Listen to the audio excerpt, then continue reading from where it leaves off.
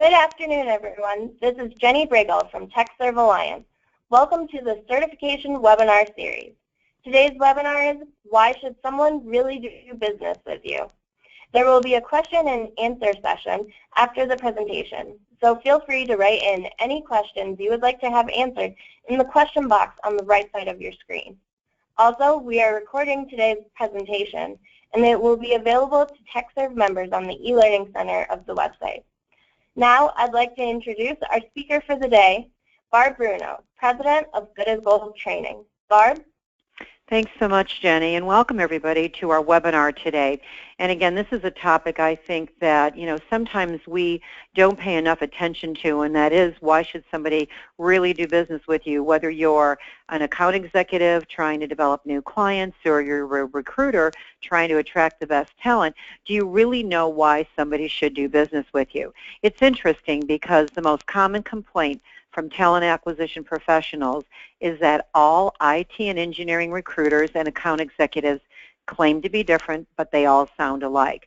I speak in front of a lot of audiences that are your C-suite, your talent acquisition professionals, the people that are hiring from us, as well as the candidates that you're trying to attract. And I hear this all the time, that recruiters call us, account executives call us, and they say they're different, and then we say, how are you different?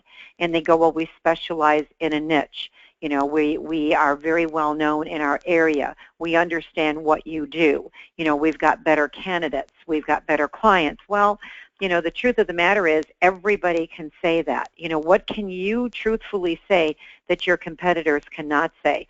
The reality in the current job market is as follows. Most IT and engineering staffing services are perceived as the same. Most IT and engineering staffing firms are perceived as the same.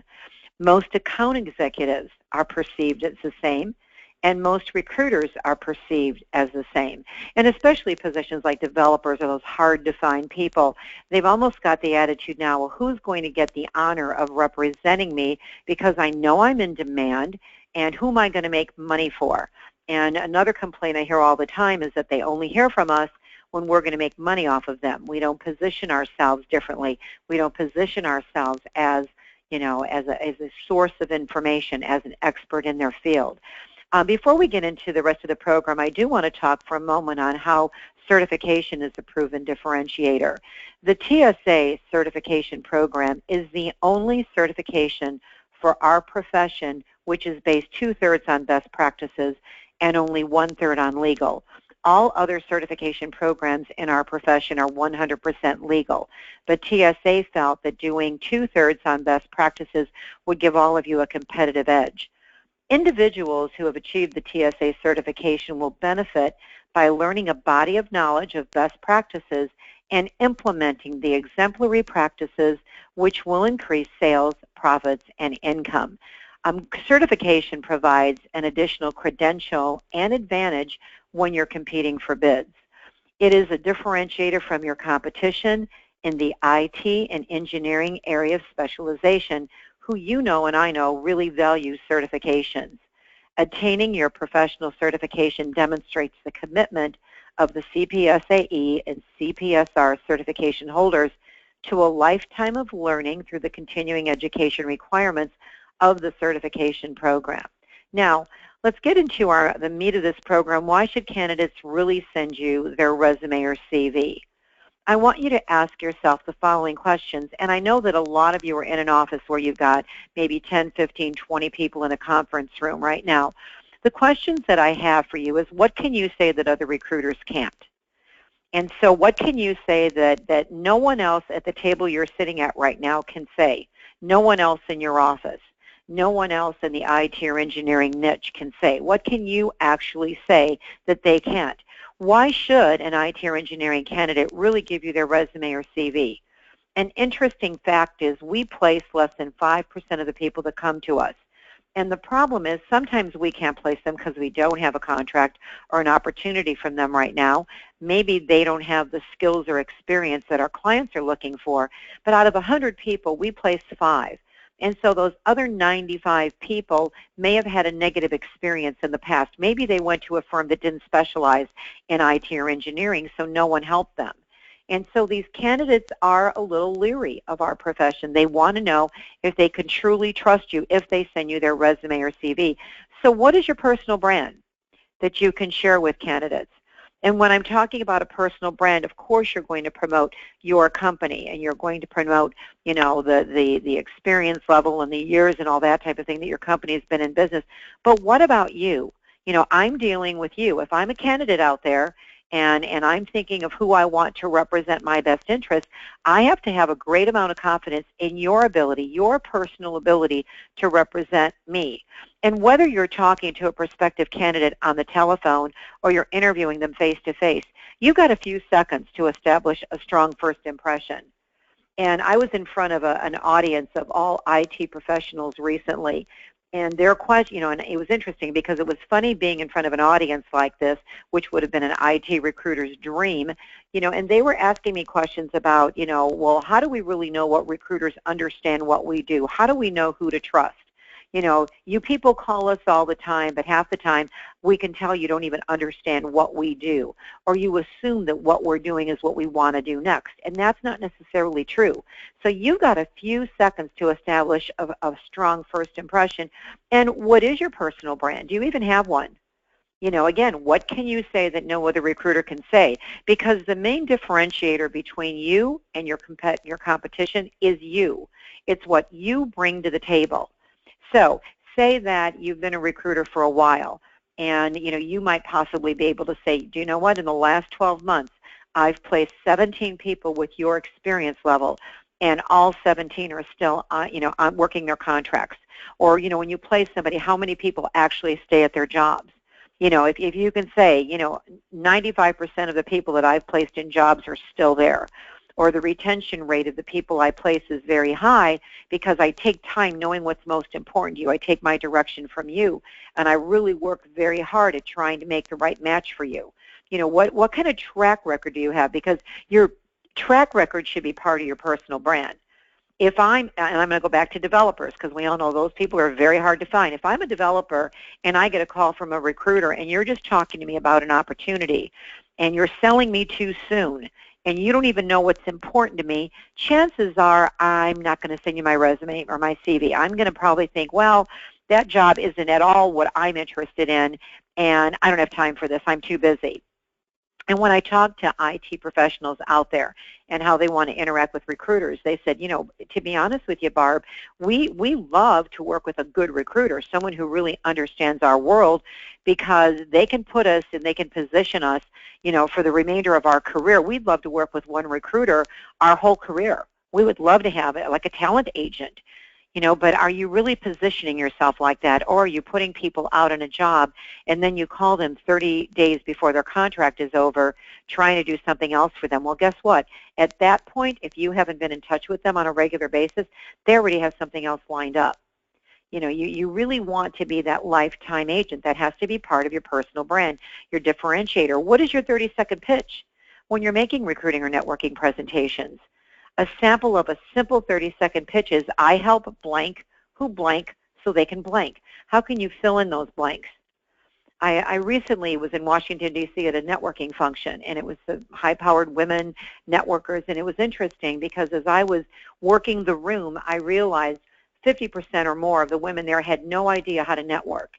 It was all, I do this, I do that, I do this, but I had no idea what type of referrals they would want. You know, when you tell people, I help blank who blank so they can blank, I know who to refer to you. I know if you're targeting the type of person I am. But your personal brand has to be part of this in addition to the 30-second pitch. Your candidates must feel that you are an expert, that you are more knowledgeable than your competition. If you don't know something, don't pretend, because they can tell when you don't understand a technology or you don't understand their world. Provide information that helps them succeed, which builds trust and respect. You should be touching your candidate database at least once every other month with an article of interest that they're going to find valuable. Open to be called by them for your input or advice. You want to be that talent agent. You want to be that lifetime talent agent for them. In fact, you should tell them, you know, I would love to know where you'd like to be in 5 years so I can help position you to get there. And always go above and beyond their expectations to help them succeed.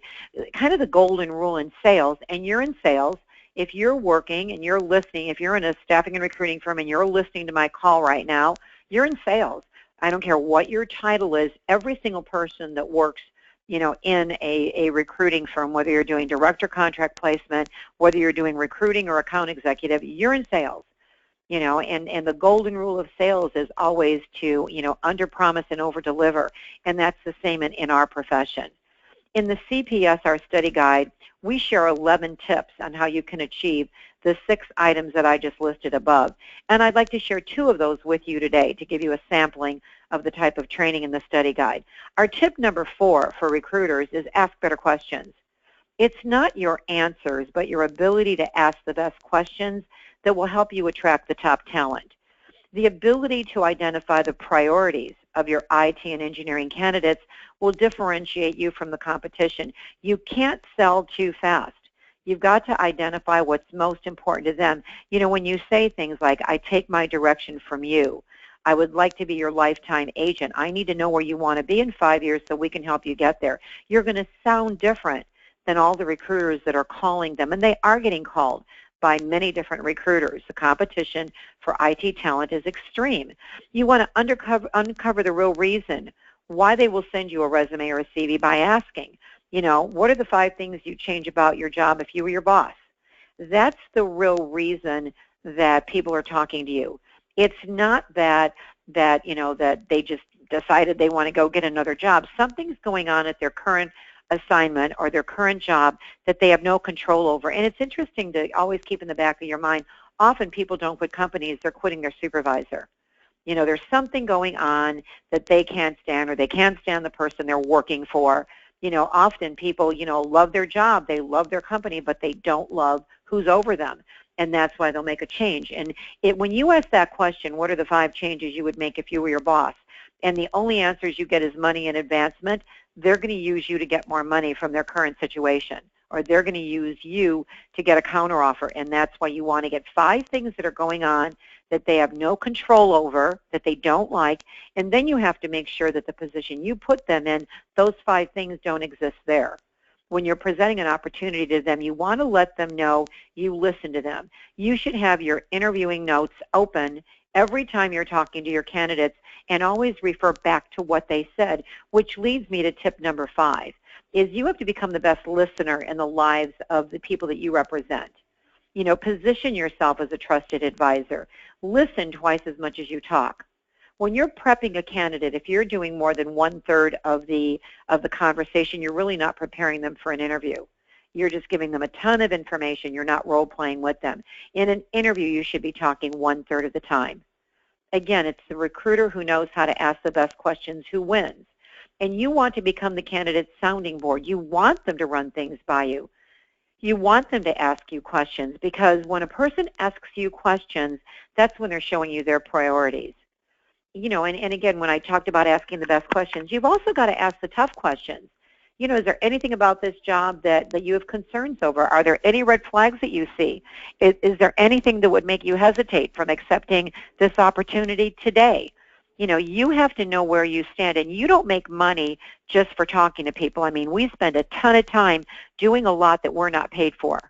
You only get paid when you successfully put somebody out on a job, they stay and they pay you. That's when you get paid. So, you want to make sure that you're asking the questions so you're putting your attention, you're putting your efforts where you know you can make money. Now let's switch over to the client side, because I know I have a lot of account executives on this call. Why should clients really hire you to find them top talent? Ask yourself the same questions. What can you say that your competitors can't say? Why should your IT and engineering prospects really do business with you as opposed to other account executives out there? They have people calling on them on a regular basis. And there is new firms opening every day. Everybody is hearing that it's really, really hard to find engineering and IT candidates. It's really, really hard to find people. And so that's why so many people are going into our business. And by the way, I do want to say something to the recruiters on the phone. If you hear yourself saying, it's so hard to find people, I can't believe how hard it is to fill our orders. If it was easy, you wouldn't have a job. When it's hard to find people, that's the best environment for all of us. It's the best environment for recruiters. It's the best environment for account executives, because people need you. What is your personal brand as an account executive that you can share with prospects and clients? Whether you're talking to your prospects on the telephone or you're doing outside sales and you're meeting with the prospects face-to-face, again, you've got seconds to establish a first impression. You can't sound like everybody else in the waiting room. So I'm going to ask account executives, what is your personal brand? What can you say that no other account executives can say? If you say that I take time to really know my clients and as a result we're filling 90% of the orders that I write, not many account executives can say that, can they? If you say that the companies I'm working for, most of them, my new clients are as a result of the referrals I get from existing clients because of the job I did for them. You got to talk about your track record because, again, the main differentiator is you. And we go back to that same, 30-second pitch, but now you're going to aim the 30-second pitch at clients. We help blank who blank so they can blank. We help clients who want to attract the best talent so that they can, achieve their goals and objectives. I mean, that would be an easy way to fill this in. But how can you fill it in that really reflects the clients that you are calling on? Your clients, no different than the candidates, must feel that you are an expert, that you understand their world, you're more knowledgeable than your competition, you provide information that helps them, their company succeed, helps them reach their goals and objectives, and you've got to build trust and respect. I don't believe in client or candidate control. I know that every time I say that, people in the audience kind of gasp because their whole career they've been told to control clients, to control candidates. Think about the last time somebody tried to control you. What did you do? You just kind of go the opposite direction. Any of you that are parents, if you try to control your children, what do? They almost do the exact opposite. I have a 3-year-old grandson that tries me every single day because he does not understand that he's not an adult. And I always have so much fun trying to outsmart this very, very smart 3-year-old, because he just feels that he knows everything. But you know what? So do your clients and so do your candidates. And they don't care about necessarily, how you feel about yourself. Your actions, the results you provide, have to show them why they should use you as opposed to anybody else. Your job is to make them look good, and you need to tell people that. You want to help influence decisions they're making in their business. One of the toughest things when I talk to talent acquisition professionals and the C-suite, I recently spoke at a CEO conference, and they are gravely concerned about attracting talent, about retaining talent, and about stopping the bleeding, stopping, the loss. That retention is really becoming, a major issue for people.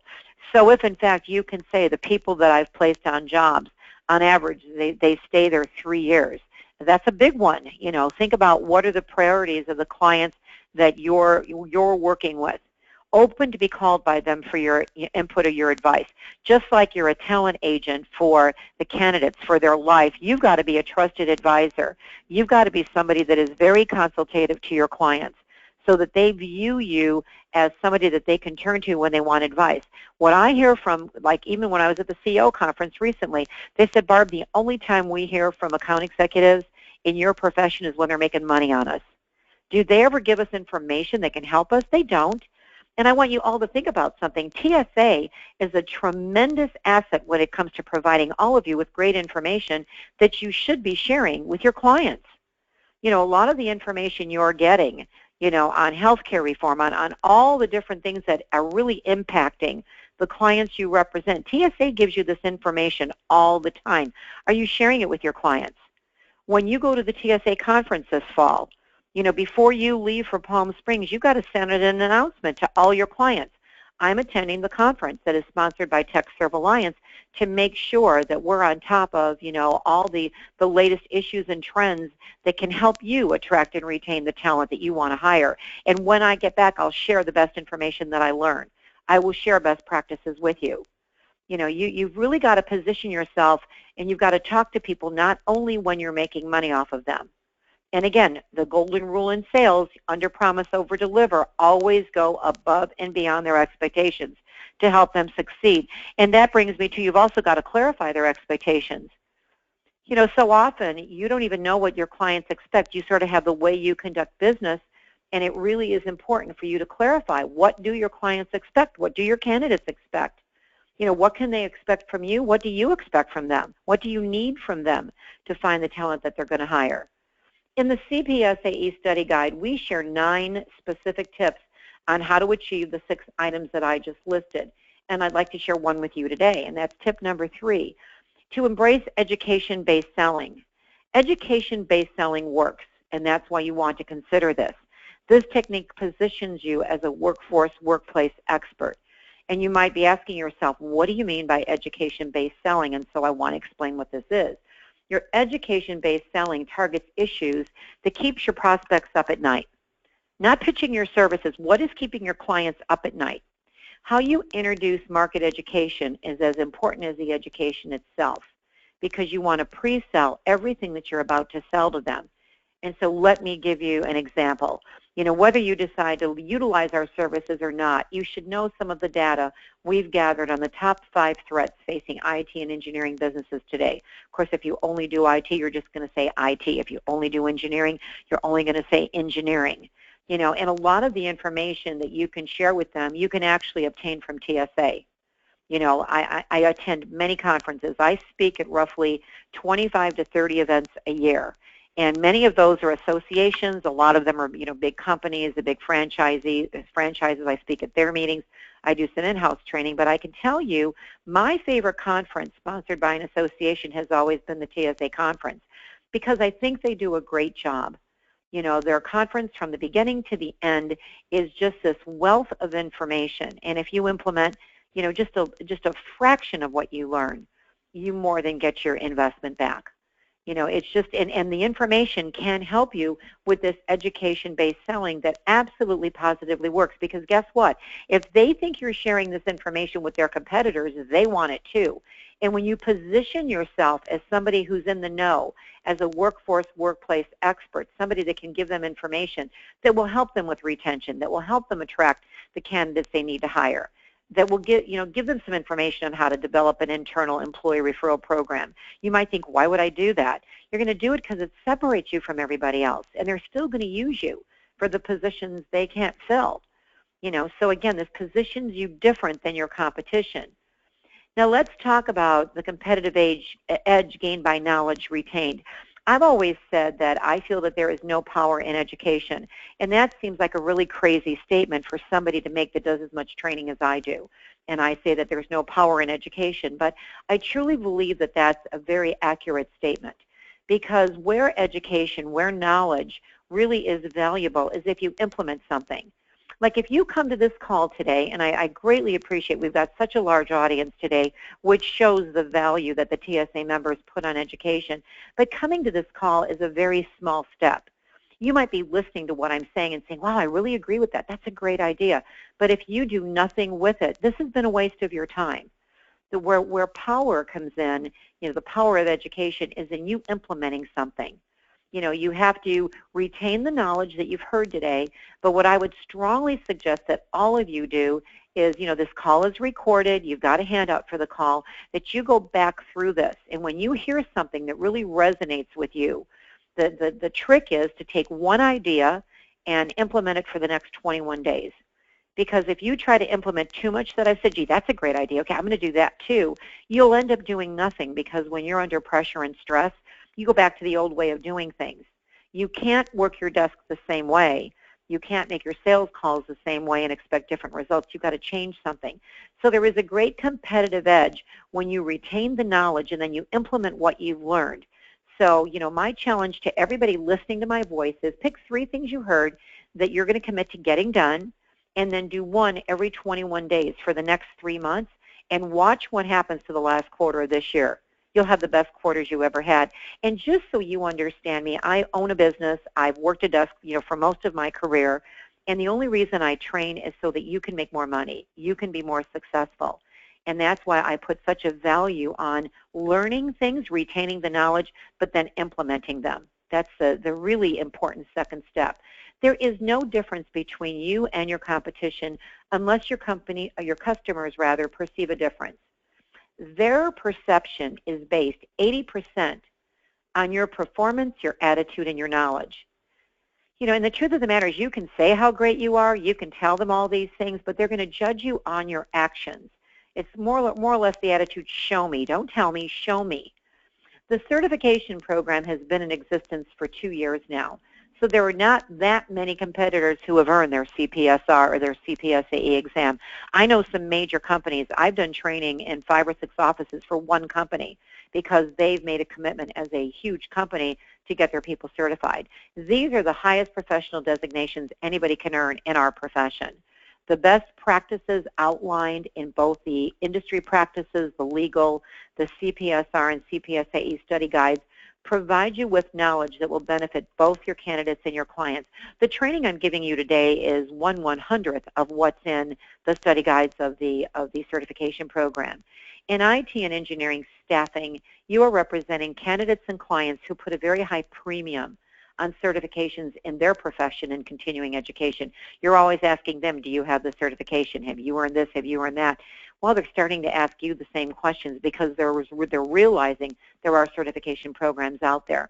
Once you effectively implement strategies and best practices taught in the study guides of certification, you will differentiate yourself. You will gain a competitive edge, and more importantly, you're going to close more deals. Think of all the business you're writing that's not getting filled. As an owner, I've never worried about the clients that we satisfy. When we get contracts in and we get, direct placements in and, we're filling the business, I never worry about them. I worry about the perception of the people that give us contracts and give us orders and we don't fill it, or we don't even get back to them. What is their impression of our industry as a whole? Look at all the orders and contracts that you've written since the beginning of the year. I'm recording this call at the beginning of September. So if you went back the last 8 months, count up how many orders and contracts you've written and then how many of you filled and how much money was left on the table. If you had filled most of the orders that you were working, how much more money would you be earning? What could you have done, not only for yourself, but the people you love? Because, I always ask people, what price are you paying and what price are the people you love paying for you not becoming the big biller or the top producer that you were meant to be in our profession? Because the marketplace is perfect. The marketplace is perfect right now for people in your niche. You are in 2 of the hottest niches in the world right now. And so it's just a matter of what piece of that do you want? And what changes are you going to make to become more successful? Let's talk about why timing is perfect to register for certification. The certification program has produced excellent results. We've been out there a while now. Participants are enjoying a higher level of success in production. I get emails from them all the time telling me that I implemented that idea, Barbara, and oh my God, it made all the difference in the world. Now, changes are also coming at the TSA conference. New lessons are going to be included in the study guide. The attorneys are writing a new lesson. I'm writing a new lesson right now. And so we are going to be adding new lessons in the study guide, and individuals that take the certification exam at conference will be tested on the new information. The passing grade is also increasing from 70 to 80 at conference. So if you sign up for certification right now, you're using the current study guide and your passing grade is 70. If you wait till conference, you have the new information and the passing grade is going to be 80% now. Again, you're going to receive the information from the new lessons. I don't want you to think, well, I'm going to wait. I don't want to do it now because I want the new lessons. We're going to actually do webinars for anybody that's been certified prior to the new lessons because we always want to update your education, and those webinars are going to be free. So any new information we add, we're always going to get it out to the people who are already certified. But again, individuals will not be tested on the new information if they take the information before conference. Now, is there an advantage to taking the certification program at conference? Of course there is, because we're going to do an all-day workshop on Thursday, November 12th at conference. And so, the nice part about getting the prep class at conference is you're taking the prep class from the people who wrote the study guides and wrote the exams. And if any of you have been involved in this before, I make myself very available to not only, basically, do the prep class and actually spend a day with you, but if you have questions, and I do give you tips on, certain things where it gives you a much better chance at passing the exam. And so you can expand your knowledge and you can increase your competitive advantage in the beauty of Palm Springs. And I know if I've got owners and managers on the phone, this exam is also for you. Although the certifications read CPSR and CPSAE, I've gotten certifications because I just feel as an owner, I want to know what my people are taking. I want that knowledge. because as an owner or a manager, I feel like I need the knowledge as well. And so we definitely welcome everybody that's employed in a staffing and recruiting firm to please participate in the certification exam. This exam was not only written for recruiters and account executives. We've split up those two areas of responsibility, but the exam is really beneficial for any owner, any manager, anybody that's in leadership at all in our profession really do need to, to consider taking this certification program. And so if you want, information on the TechServe conference, you've got a link there. You can call certification. You can call TechServe Alliance to sign up. The property, I've actually been on to see where this is being held, and I've just always laughed that I think TechServe Alliance goes to the best hotels and the best locations in the country. They're noted to do that. But it's not only about where you're going, it's what you're going to leave with.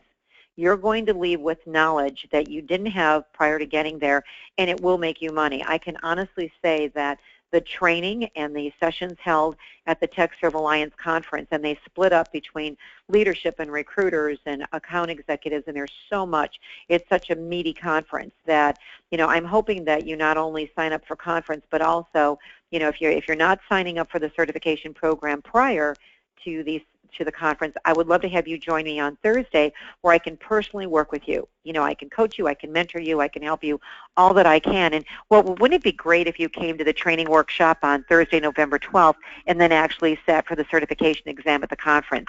So this is a life-changing event. You're getting knowledge, you're getting certified, and you can look back and say, wow, that really had a positive impact on my level of success and my knowledge.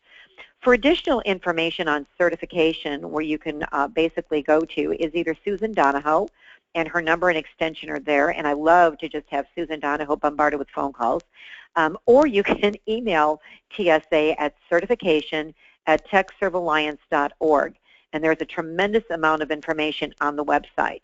So I totally hope that all of you that are listening to my voice right now benefit in a couple ways. I hope you have heard an idea that when you hang up, if you're sitting there as a group, I think what you should do is spend a few minutes when this call is over and just figure out what is the one thing you're going to go back and implement at your desk. What are you going to do differently, starting today as a result of this call, because that will benefit every single person listening to my voice.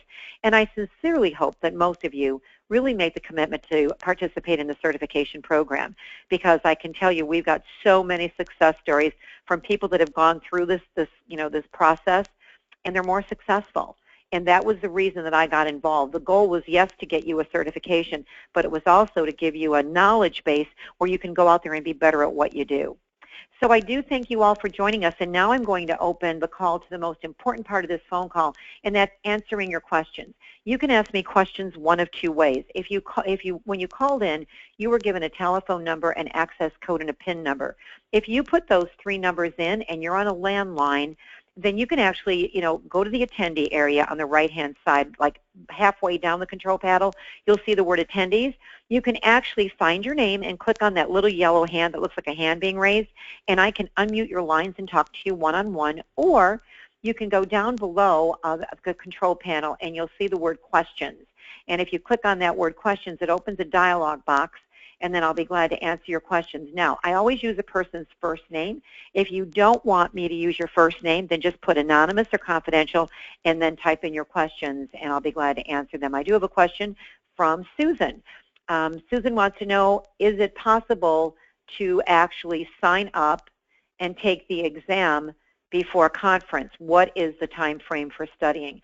I would say that if you give yourself 30 days, from the time you sign up to the time you take the exam should be no longer than 30 days, because you and I both know if you sign up and don't take it, you're probably not going to do it. You're going to procrastinate. The study guides are easy to read. The study guide is written like I talk, so it's not, and even the legal training is not a lot of legal jargon, and the questions are very clearly written. So my suggestion is that you register as soon as you can, and then you read the study guides, and you go through them, and then you go through them a second time and go through them slower. And then, write down notes for yourself if there's any areas where you feel that you're not quite clear on, what to do. And if you want to, register now and you want to take the prep class at, at the conference, you can also do that. Or you could register now and take the exam online, and you get instant results. And if you go through that study guide 2 or 3 times, you will pass the exam. The only people that haven't passed that I know of are individuals that showed up at conference last year. They had registered, but they never read the study guide, and they felt after my prep class they could take the exam, and I told them not to. I said the prep class is just, the main points, the major points of the exam, but you still need to read the study guide. And they didn't do it. They just took the prep class and they went to take the exam and they failed. So you can read the study guide and take the exam without the prep class and pass. But it is next to impossible to just show up at conference, take a one-day prep class, and sit for the exam. And you owe it to yourself to read the study guide. There's so much good information in there. Why would you not do that? So my long answer to your short question is it's going to take you roughly a month by the time you register, get the study guide, read it. And some people have done it in as little as 2 weeks. It depends on how much time you can give to it, but it's not a long, drawn-out process. So I think that, don't be afraid of it. Okay, Stephen wants to know how many people are passing and how many people are failing. Right now, we have less than a 5% failing rate. And so the majority of people taking the test, of course, the score right now is only a 70 passing rate as well. But I can honestly tell you that most people are passing with a score of, 80 and above. So, it's a very fair exam. The questions are not trick questions. It's a very fair exam. If we have questions for you on the exam, can we reach out? Yes. If you have questions for me, if you have questions on how to sign up, where to go, then you go to TSA. If you have any specific questions for me that you don't want to ask in front of other people, then you can email me at support@staffingandrecruiting.com. So if you want to address a question to me, I'm more than willing. I'm very committed to this program. I love this certification program. And so if you've got questions for me, they can come to support@staffingandrecruiting.com. Michelle wants to know what is the difference between CPSR and CPSAE. CPSR is the recruiting exam, and CPSAE is for account executives. Now, if you work both sides, if you're involved both in recruiting and account executive, can you take both? The answer is yes. I would take one at a time, but can you sign up for both? Yes. But one is for recruiter and one is for account executive. Mark wants to know the cost for certification. And I don't know those costs off the top of my head, Mark. And so what I would do is I would reach out to Susan Donahoe, or I would go to the email that's on your screen right now, and I would reach out to TSA. Or if you go on the website, the pricing and everything is on the website. Like if you go to the TechServe Alliance website and click on certification, the outline of the program is there, the cost, everything is right there. And so it is on their website, or you can reach out to TSA. Let's see. Okay, this is from James. Aside from having a conversation directly with a client, what is the best way to present the certification? On LinkedIn after the name, an email signature, resume. There's many ways you can use your certification, James, and TSA is working very hard at basically putting a packet together for you. So when you get certified, you get a certification, but you also get a news release, you get other information from them very specifically showing you how to market yourself. And obviously the first thing you're going to do is you're going to put this on your LinkedIn profile. In fact, I have to say to all of you, if anybody listening to my voice right now, and I know I'm going to probably regret saying this, but I'm going to do something for you. If anybody on this call right now signs up and takes your certification program and you pass before conference, I will give you a personal LinkedIn recommendation. So you can reach out to me at support@staffingandrecruiting.com, and if you take the certification exam and you pass before conference, I will personally give you a personal recommendation on your LinkedIn profile. Let's see, this is from Ken. Barb, I totally agree that we all have to improve our brand as a profession, and the certification will help. What else can our account executives and recruiters plus our companies do to differentiate us from the competition? It really is your track record. It's what is the track record of your company, because everybody's track record is different than somebody else. If I say, I'm an IT recruiter, but I also only specialize in I'm going to go back to developers just because it's an easy thing. I only place developers, and I've placed 40 developers over the last year, and they're all still at their job.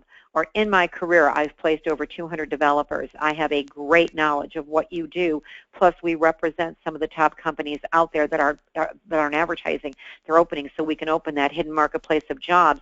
And I think that's why our matches are so good, and my retention rate of the people I've placed is phenomenal. I make very good matches.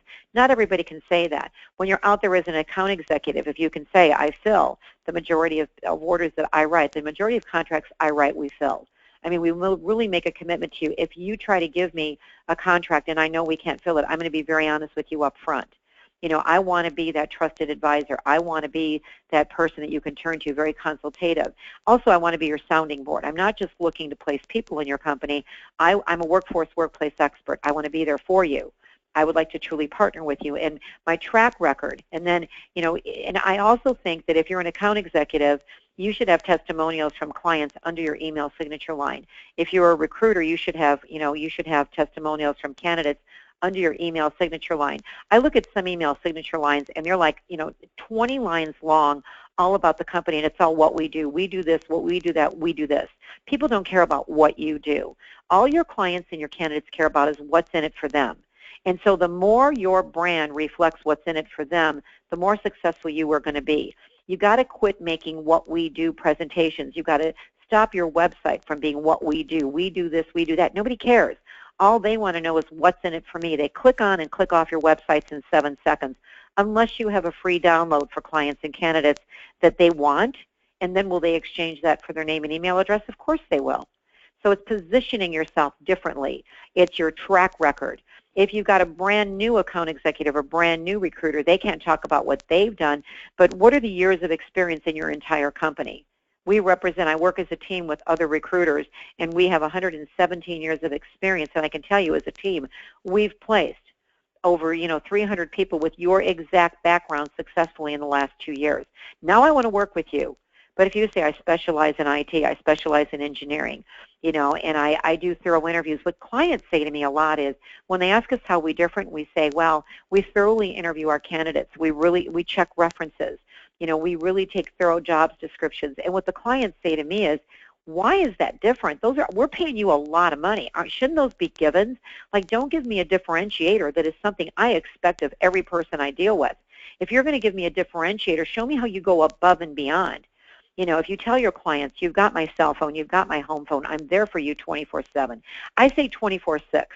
And I just did that because it got more attention, and I really don't want to talk to people on Sunday if I don't have to. Now, Sunday night, my children knew. I was a single mom for 15 years, and my kids knew every Sunday night I was calling every single candidate that was starting the following Monday and wishing them good luck, asking them if they had any questions, offering, to help with their onboarding, giving them some hints on how to stand out.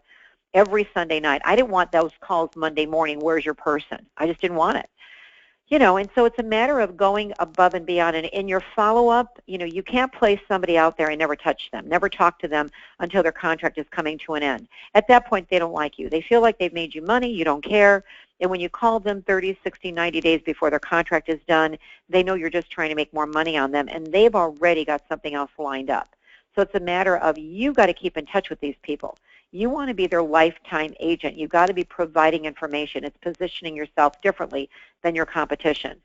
And again, it's not all about price. There are certain clients, especially working with a VMS, that, prices are kind of set, but most people are looking for a strong relationship. Our business, even though we're highly technical now, and the way we do business now doesn't even resemble the way we did business 10 years ago. I mean, it amazes me how much we've changed, but it's still a relationship-building business.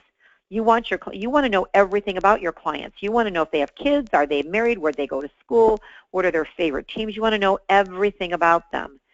They can't only hear from you, and let them talk about themselves. Both candidates and clients will like you more if you let them talk about yourself more. And I have IT recruiters all the time say, these people don't want to talk to me.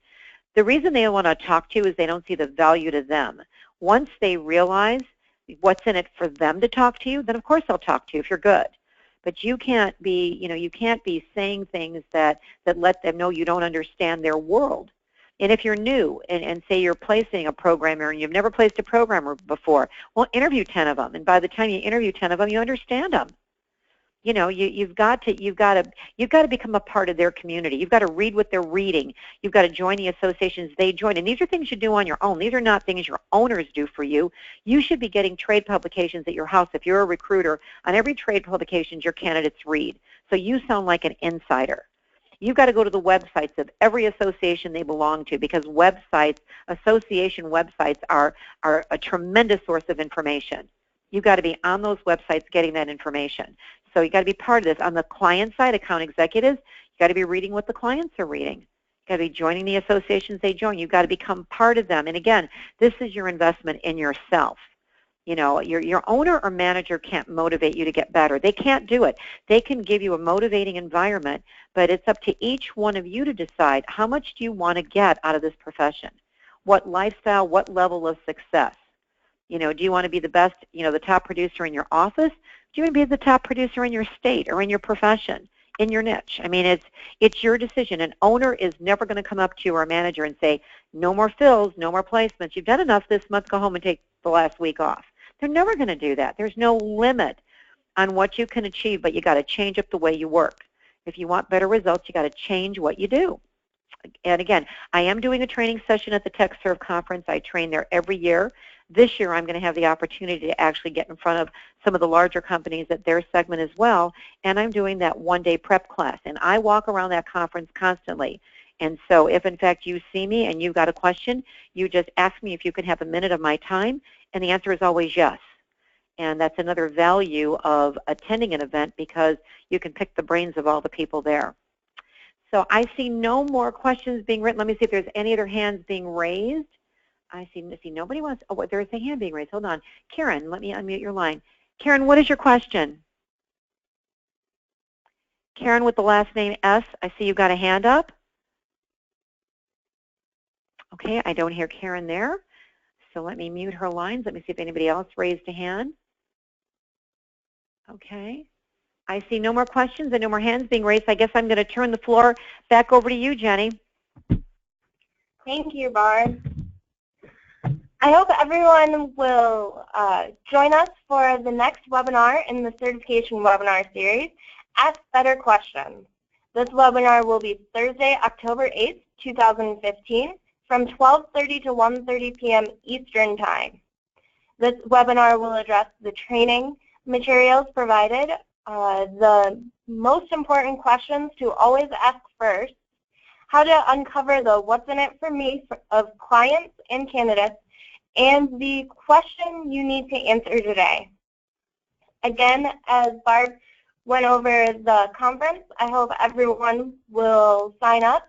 And just so you know, advanced registration ends on September 21st.